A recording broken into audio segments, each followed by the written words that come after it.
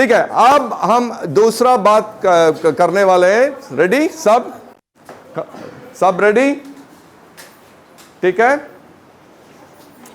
तो हम दूसरा होमवर्क के लिए हम जाएंगे। ठीक है, दूसरा रेडी? तो आप ऐसा करना है, सब लोग, आप भी करना है। तो ऐसा करना है कि आप 3 बिजनेस चुनना है। आज शाम को ही शुरू करना है बिजनेस, ठीक है? और आप अगले हफ्ते में, अगले महीने भी ठीक है। तो 3 बिजनेस चुनना है, और जो भी बिजनेस आप चुनेंगे ना, बताना है कि क्यों आप चुनना है। 6 लोग करना है ये बिजनेस, आप 6 लोग के बिजनेस करना है, आप 6 लोग बिजनेस करना है। देखिए, पैसा चाहिए, मुनाफा चाहिए, वहां पे सीईओ बैठा है यहाँ, आप, हाँ ठीक है, ठीक है। तो आप एक 3 बिजनेस, और क्यों बताना है, मुझे क्यों वो बिजनेस चुना वो बताना है। ठीक है, सब लोग समझ गए? आप भी बातचीत कर सकते हैं, आप 5 लोग बातचीत कर सकते हैं, आप बातचीत, 3 ग्रुप है यहाँ, ठीक है? ओके, सो 3 बिजनेस चाहिए और बताना है कि क्यों चुना।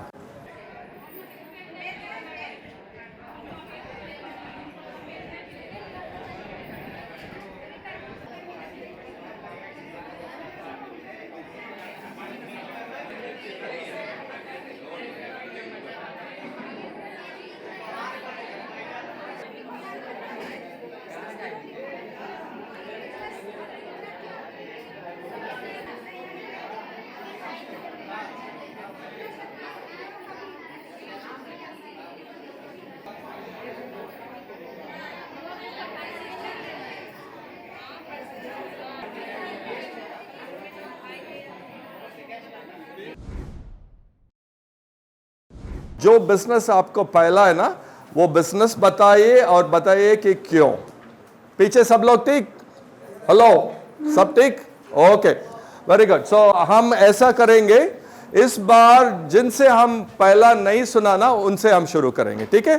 तो आप बताइए पहला बिजनेस क्या है और क्यों। आप, वो आपका ग्रुप। सबसे पहला पशुपालन, पशुपालन, जो कि सबसे कम पूंजी में सबसे ज़्यादा मुनाफा हो। एग्जाम्पल में दूध, काऊ के डंग से हम बायोगैस बना सकते हैं, खाद बना सकते हैं, जिससे कि कृषि किसान को ज़्यादा इम्पोर्टेंट। वेरी गुड, ठीक है, मैं जोर से बोलूंगा। पशुपालन, दूध, और फिर वो डंग ना, काऊ डंग, क्या गोबर में हम बायोगैस सब बना सकते हैं। और उन्होंने बोला, आपका नाम क्या है? सेबम, हाँ, सेबम कुमार ने बोला कारण ये है, पूंजी कम, मुनाफा अधिक, ज्यादा, यही तो कारण है। Very good, very good. तो ठीक है, आप बोलिए, आप बोलिए, एक बिजनेस बोलिए, बस एक, और क्यों? सुनिए, हाँ बोलिए। नहीं, देखिए,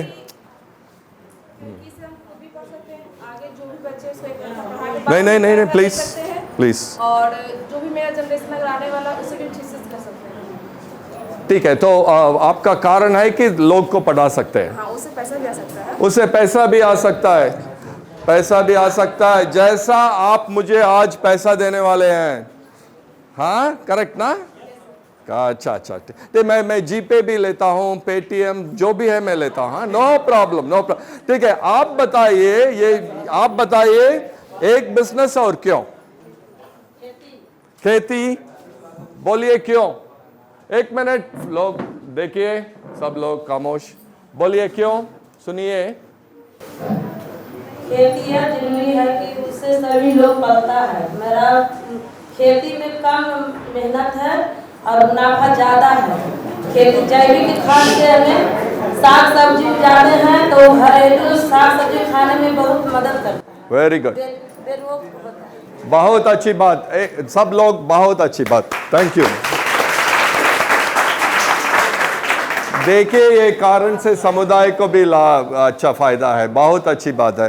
वेरी गुड। तो अभी मैं महिला, यहां से एक ग्रुप बताइए ना, एक बिजनेस और क्यों, एक बिजनेस और क्यों बताइए। सुनिए, सब लोग सुनिए प्लीज, आप सब लोग से सीख सकते हैं, सिर्फ प्रोफेसर से नहीं, सब लोग से। बोलिए। जैसे मैं है कि जैसे मूर्ति बनाना मिट्टी का बहुत सा सामान आता है उसमें, जैसे कि बर्तन है, खड़ा है, और जैसे कि मैंने सारा सामान उससे बनता है। अच्छा, थैंक यू, जैसे आता थैंक यू। सो पेंटिंग, ठीक है, तो पेंटिंग भी बिजनेस हो सकता है, ठीक है। तो अब देखेंगे हम कि जब चुन रहे हैं तब बिजनेस क्या देखना है, हाँ, तो 2-3 वीडियो देख के फिर बात करेंगे। 1 मिनट, ठीक है। क्या आपने सोचा है कि लोग कोई विशेष व्यापार क्यों चुनते हैं? शायद आपने एक बिजनेस शुरू कर दिया है या एक शुरू करने की सोच रहे हैं। विचार करने योग्य कुछ बातें क्या हैं?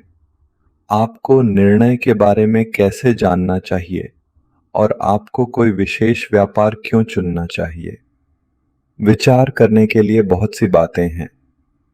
क्या आप वह व्यापार चला सकते हैं? क्या आपके पास ज्ञान और कौशल है? क्या आप जो बेचेंगे उसे लोग खरीदेंगे? क्या कोई मांग है? क्या बहुत ज्यादा प्रतिस्पर्धा है? क्या आप सफल हो सकते हैं? तो व्यापार चुनने में विचार करने वाला सबसे महत्वपूर्ण बातें क्या हैं? इसके बारे में सोचिए। आइए कुछ संभावित व्यापार के बारे में सोचें जिन्हें आप शुरू कर सकते हैं। आप किसमें अच्छे हैं? कुछ व्यापार की सूची बनाएं जिनके बारे में आपको लगता है कि आप अच्छे होंगे। एक एक करके जाइए, मुझे आपके साथ सोचने दीजिए।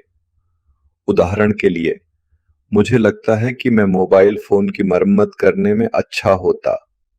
मैं ऐसा इसलिए कह रहा हूं क्योंकि मुझे तकनीक पसंद है और मैंने पहले भी मोबाइल फोन की मरम्मत करना सीखा है। मुझे यह भी लगता है कि मैं इंटरनेट का उपयोग करके बिक्री करने में अच्छा होऊंगा, इसलिए मैं इंटरनेट पर बेचे जाने वाले उत्पादों का पुनर्विक्रेता बन सकता हूं। अब आपकी बारी है। एक उद्यमी के रूप में अपनी ताकत और कमजोरियों को पहचानें। आप अपने संभावित व्यवसाय की पहचान कैसे करेंगे? आपने कुछ व्यापार शुरू करने के बारे में सोचा होगा। आपका अगला कार्य यह विचार करना है कि क्या इनमें से प्रत्येक व्यवसाय की मांग है। उदाहरण के लिए, आपने देखा होगा कि आपके आसपास के लोग मोबाइल फोन का उपयोग करते हैं। मोबाइल फोन की मरम्मत या बेचने की मांग हो सकती है। लोग ब्रेड और अन्य बेक किया हुआ सामान खाना पसंद करते हैं। बेकरी व्यापार की मांग हो सकती है। क्या लोगों को आपके उत्पाद की आवश्यकता है और क्या वे इसके लिए भुगतान करने को तैयार हैं? इसे ही हम मांग कहते हैं। लोग फोन और बेक्ड फूड जैसी चीजों को महत्व देते हैं। केवल आवश्यकता या चाहत ही पर्याप्त नहीं है। लोगों को उत्पादों के लिए भुगतान करने के लिए तैयार रहना होगा। इसी तरह आपके व्यापार में आय होगी। कुछ जरूरतों पर विचार करें। एक लंबी सूची से शुरुआत करें। प्रत्येक का विश्लेषण करें।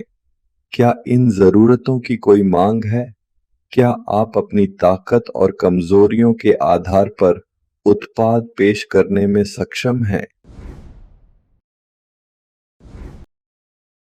अब उन जरूरतों की सूची पर विचार करें जिन्हें आप सोचते हैं कि आप उत्पादों से पूरा कर सकते हैं। क्या ये जरूरतें भुगतान करने की इच्छा से समर्थित हैं? दूसरे शब्दों में, क्या इन जरूरतों को पूरा करने वाले उत्पादों की मांग है? और ऐसे उत्पादों की पेशकश में आपकी ताकत और कमजोरियों के बारे में क्या? आगे हम प्रतिस्पर्धा पर विचार करते हैं। समान जरूरतों को पूरा करने और मांग को संबोधित करने के लिए दूसरों की ताकत और कमजोरियां। निम्नलिखित प्रश्नों के बारे में सोचें। आपका व्यापार आपके प्रतिस्पर्धियों से कैसे तुलना करेगा?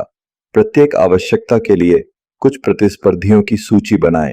क्या आप इस आवश्यकता को पूरा करने वाले एकमात्र व्यापार हैं या आपके पास प्रतिस्पर्धा है? आपके प्रतिस्पर्धियों की ताकत और कमजोरियां क्या हैं?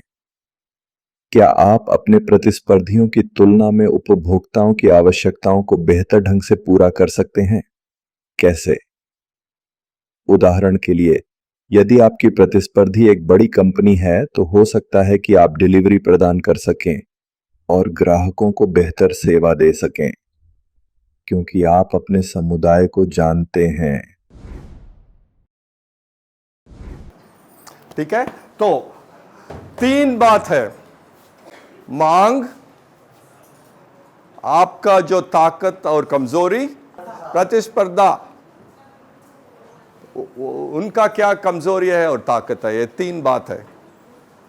हमारा क्या ताकत और कमजोरी, कंपटीशन का क्या ताकत और कमजोरी, और अगर मांग है तो पशुपालन लीजिए, जो भी आपका जो बिजनेस है लीजिए, इसके बारे में अब सोचना है। हाँ, ठीक है, तो 3 बात है इसमें।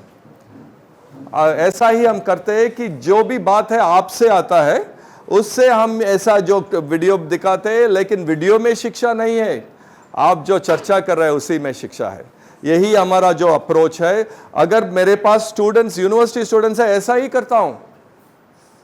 शायद वे गुस्से में हो गए, लेकिन मैं इंडिया बुलाता हूं और मंदिर जाने के लिए कहता हूं, अरे जो लोग कर रहे हैं आप भी करो ना, इसमें क्या बात है। ऐसा ही मैं करता हूं।